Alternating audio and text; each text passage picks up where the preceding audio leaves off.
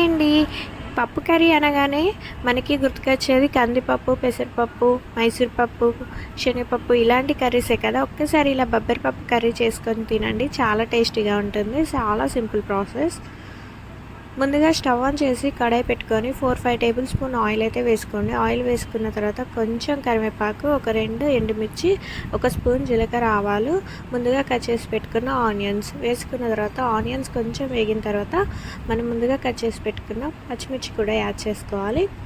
Onions పచ్చిమిర్చి మంచిగా వేగిన తర్వాత ఇందులో ఒక స్పూన్ పసుపు వేసుకోవాలి.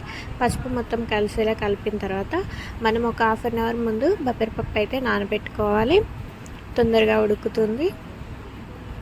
ఇలా నానబెట్టిన పప్పునైతే ఇందులో వేసుకొని ఒకసారి మొత్తం కలుపుకోవాలి. మొత్తం కలిపిన తర్వాత ఒక 3-4 టీ గ్లాసెస్ వాటర్ అయితే వేసుకోవాలి. పప్పు అయితే మంచిగా మెత్తగా ఉడికిన తర్వాత మన దగ్గర కొత్తిమీర ఉంటే పైనుండి వేసుకొని కలిపేసి అంతేనండి. చాలా సింపుల్ ప్రాసెస్, అంతే, చాలా బాగుంటుంది.